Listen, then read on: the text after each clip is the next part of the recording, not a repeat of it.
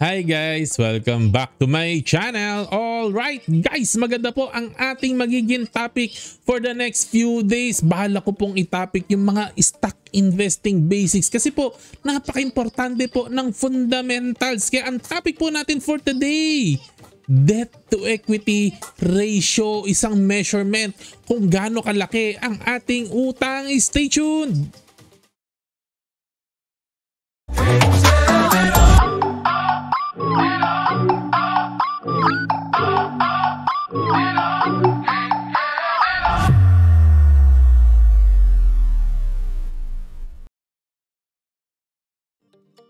Welcome back! Ayan, debt to equity ratio. Ito dapat ang mga topic na gustong-gusto po natin. Yung puro mga basic, no? Ako po, binabalikan ko lahat po ng basic at start na po tayo para hindi po tayo matagal, no? Okay, una po sa lahat, ang tanong po ng bayan, bakit po kailangan na ang company ay umuutang, no? Okay, bibigyan ko po kayo ng example po, no? Concrete example po. Halimbawa, nagtayo tayo ng negosyo, no? At nagpasok tayo 10 milyon.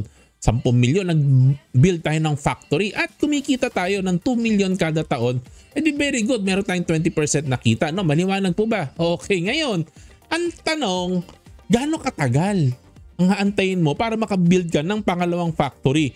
Assuming no na 10 million din ang second factory mo, gaano katagal ang antayin mo? 2 million ka ng 2 million ng 2 million every year. So 5 taon na nga antayin mo bago ka makabuild ng another factory. Ang tagal po noon, no? Although after 5 years madodoble mo na yung kita mo, magiging 4 million na yan kasi dalawa na yung factory mo na nagtatrabaho. Ang tagal ng antay mo, no, na 5 years para mabuild mo yung second factory mo, no? Ngayon, what if umutang ka na lang sa bangko ng 10 million? Now na umutang ka sa bangko and then magbuild ka ng factory, di walang antay-antay, agad-agad 4 million na ang income mo, ang pumapasok sa'yo. Walang antay, yun po, no? So, ibig pong sabihin, ang utang po, ang debt, no, isa tool, no, na ma-shorten natin yung time at hindi na po tayo mag-antay at ma-enjoy na po natin yung asset, ma-enjoy natin yung asset ngayon na, today, ma-enjoy mo na yung asset, no? Hindi ka na mag-aantay. So, debt is a tool to shorten time at ma-enjoy mo na ngayon yung asset po na yan. Wala pong pinagkaiba sa pag-utang natin para makabili ng kotse. Wala kang pera pa ngayon, no? Kaysa mag-ipon ka, abutin ka na 10 taon bago ka makabili ng kotse. Kung uutang ka, ngayon na may enjoy mo na yung kotse. Ngayon na madadrive mo na po yan. Hindi mo kailangan magantay ng 10 taon, no? Yun po ang ibig pong sabihin yan. Today, may enjoy mo na kung uutang ka. Ganun din kung bahay, no? Kaysa 30 years ang antayin mo bago ka makatira sa bahay. Ngayon na makakatira ka na sa bahay. Yun nga lang, may utang ka, no? Uutang ka, no? Ayun. Kaya alam po, yes, may enjoy mo yung asset now na, kaya lang hindi po libre po yan. Wala pong syunga-syunga magpapautang po sa inyo na libre, may interest po yan. Bukod po sa principal, babayaran mo yung interest, kailangan mo pong bayaran po. Maliwanag po ba? Ayun ang problema po niyan. Ngayon babalik po tayo sa factory na example. Nagpasok ka ng 10 million, so 10 million na equity mo, umutang ka na another 10 million. Tama po ba? May utang ka na sa bangko na 10 million. So 20 million na ang asset mo, no? Ang asset ng company mo. And then, yung 20 million na yan, it represents 2 factories. At yung 2 factories na yan, kumikita yan ng tig 2 million bawat isa. So ang gross profit po natin, 4 million. Bakit hindi ito yung naging net profit natin yung 4 million? Kasi nga po, umutang ka ng 10 million.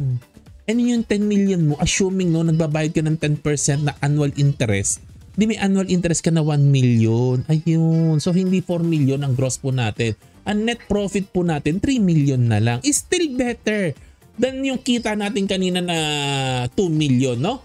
Is still better than 2 million. Pero of course, hindi niya inabot yung ideal na 4 million, no? Pero pwede na. It's a good compromise na po, no? Somewhere in between na po. Somewhere in between. So, it's a very, very good very good na po yan.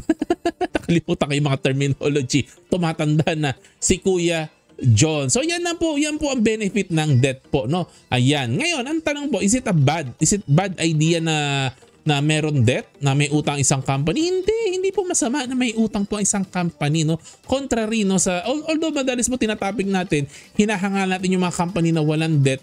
Pero po hindi po bad kung may utang ang isang company kasi po madalas kailangan po talagang umutang kasi madalas po may opportunity. Hindi pa pwedeng babagal-bagal ka kung may opportunity. Halimbawa, no, maraming demand sa product mo, maraming demand, maraming may gusto sa product mo.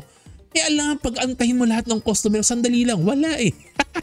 Mag-iipon pa ako. Minsan kailangan mo talaga i-cater. At lalo na ang ganda-ganda nung palo, ang ganda-ganda ng reception sa product mo, kailangan talaga umutang, no? Kasi kailangan mo samantalahin, no? And then kailangan mo, para mag-grow tayo, mag-faster grow po tayo. Kasi lalo na kung patok na patok ang produkto mo. At isa pa pong dahilan, syempre, competition.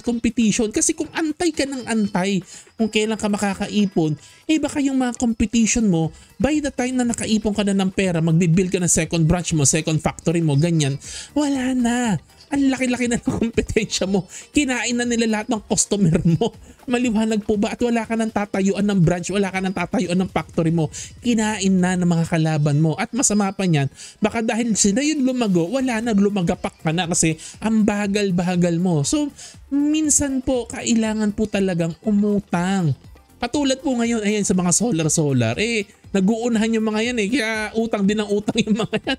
Ang dami nila nag-uunahan sa solar kasi opportunity po yan no? Alright, so ayan na po, sometimes naman po, no, having no debt is bad kasi masyado pong conservative. Yung katulad po na sinabi ko po kanina, no, baka maiwan ka sa pansitan kung wala kang debt, lalo-lalo na kung hot na hot yung industry mo, hot na hot yung produkto mo, no. Minsan pag wala kang debt, masyadong conservative.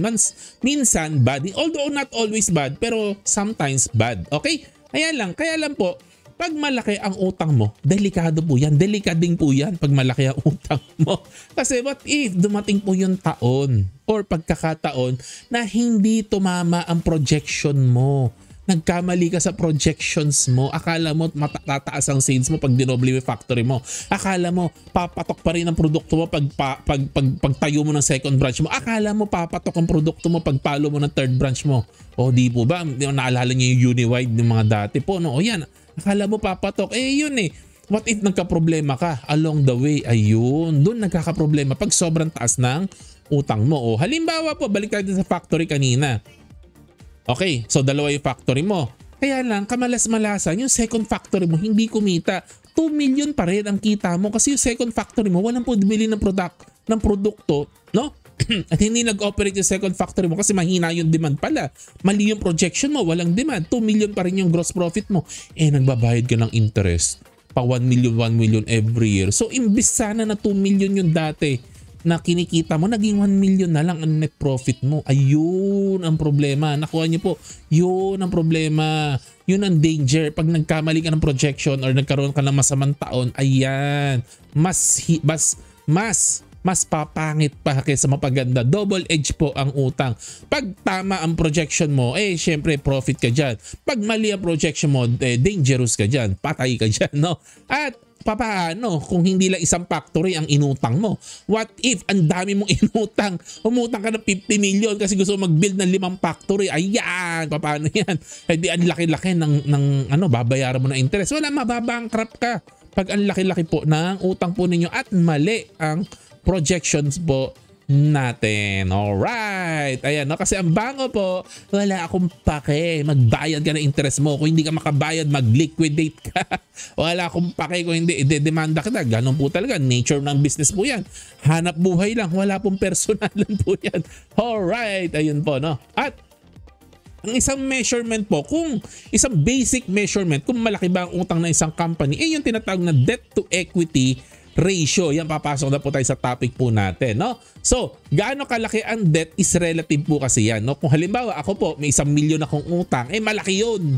Malaki po yun kung may 1 milyon ako na utang, hindi na ako makakatulog po nun. Pero kung si Bill Gates may 1 milyon na utang, wala po yun. Barya lang po sa kanya po yun. So, maliit po ang utang ni Bill Gates kung may 1 million siya na debt, no? Pero kung si Kuya John na may 1 million na debt, malaki po yun, no? Ayan, tagilid po tayo dyan. Relative po sa size po natin, no? Kaya po, i-measure po natin si debt. Ang debt po dito sa debt to equity ratio, i-combine po natin yung short-term debt at long-term debt. O Kaya nga debt lahat ng debt, yung debt na maikse at debt mahaba. Ayun. Yun ang lahat ng debt. Maliwanag po ba? O, simple lang naman po yan, no? Lahat ng debt ay composition ng maiksi na debt at mahaba na debt. Ayan. Ang short-term debt, yung kailangan mong bayaran within the next 12 months. Mga debt na kailangan mong bayaran within the next 12 months. Yung mga short-term loans, line of credits, mga ganyan, mga payables, mga ganyan-ganyan po, no? Okay. Long-term debt naman po, yung mga kailangan mong bayaran na beyond 12 months, no? Taon ang aabutin mo, mga bonds, mortgages, long-term loans, and other debt instrument. Mga ganun po, no? Ayan, mga taon po talaga ang bayaran po, lalo-lalo yung mga bonds po, no? Mga loan sa bangko, matagal po talaga ang bayaran po niyan. Long-term debt po yun. So yun po ang i-add po natin. Ngayon, ang equity naman, ito yung mga asset na attributable sa ating mga owners, no? Yun ang talaga measurement, no? Kung nangyaman ng company po nating mga shareholder. All right. So kasi ganito po ang ano po niyan, ang formula po yan ng balance sheet, no? Yung asset po, ito po yung lahat ng asset na hawak ng company, no?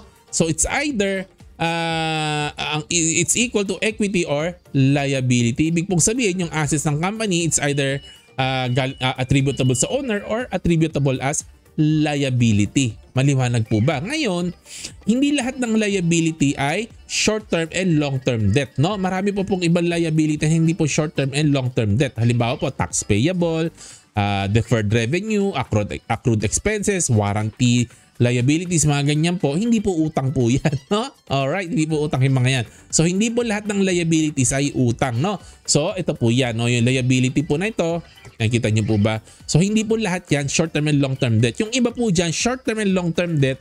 Yung iba po, other liabilities. Pero pag kinumbine mo po yan, yung mga debt at iba pang liability, yan po yung total na liabilities mo natin. Maliwanag po ba? Ayun. So, pag sinabi naman pong debt to equity ratio, itong dalawa lang na po ito ang titingnan po natin. Yung short-term and long-term debt at saka yung equity po. Ayan lang naman po. I-divide lang po natin yan. Short-term and long-term debt, i-divide natin ng equity. Yun na po ang debt to equity ratio. Ayun. At wala pong kwenta po yan kung wala pong interpretation. Kaya i-interpret po natin, no? So, ang value po na 0.5 and below, it is considered na strong po talaga ang balance sheet po ng company. Napaka-strong po ng financial position po niyan. Mababa ang utang po. Ibig sabihin, hindi po nakakatakot, no? Okay. Ngayon, kung 0.5 to 1 naman, goods pa rin po yan. Goods pa rin po yan, no? Hindi nga lang ganun ka-strong, pero goods na goods pa rin po yan. Good pa rin ang financial position po ng company na po yan. Ngayon, kung pumapalo na po tayo ng 1 to 2 na value, ayan, medyo gray area na po yan. Bahala na po kayo mag-interpret, no? So, pag ganyan mga pumapalo na tayo ng 1 to 2, kailangan syempre, medyo medyo pinapagana na natin yung utak natin kasi gray area na po yan, no? Pag lumalapit-lapit ka na sa 2, medyo mataas na po yan, no? Pero kung nasa malapit-lapit ka sa 1, pwede pa rin pong pagtyagaan po yan, no? Pero pag papunta ka na sa value ng 2, mataas-taas na po yan. So, medyo nakakakaba na po ng konti. And something na debt to equity ratio na 2 and above, mataas na po yan. At para po sa akin, medyo mahirap na pong pasukin po mga company niyan. Medyo kinakabahan na po tayo. Medyo may daga na po tayo sa dibdib niyan. Hindi naman ibig sabihin matetegi yung company o endanger yung company. Pero of course, no, kung may mga choices naman tayo na hindi ganun kataas ang utang, wag na po, no? Yun lang naman po, no? And anyways, ang nabasa ko po kasi dati, maraming value investor ang tinitingnan talaga nila 0.5 and below bago po nila pasukin, no? Para medyo safe naman po ang kanilang investment, no? Pero I think, no, kahit tumasa man ng konti ng 0.5 ay pwede pa rin po yan. Ayan lang po ang ating discussion, ang pinag-usapan natin, no? Debt is a utility, no? Or a tool to shorten time, and that is good, no? Pag ginamit natin ng tama. At pwede po maging masama kung sobrang dami nating utang. And debt to equity ratio ay pinaliwanag po natin ng formula at binigyan ko po kayo ng guideline ng values po na maganda for debt to equity ratio. Hanggang dito na lang po ang ating usapan daldalan. Disclaimer na po, lahat po ito ay analysis at opinion ko lang po. Hindi po ako, ano nga ba, hindi ako financial advisor at hindi po ako expert at hindi po ako professional investor. Ako po ay isang hobbyist lang po, no? Disclaimer lang po, no? Do your own research before making any investment or financial decision. Maraming salamat po sa inyo. Like, subscribe, share the notification bell, mag-comment lang po, no? Okay, salamat po. To God be the glory. God bless. Happy investing. Bye-bye.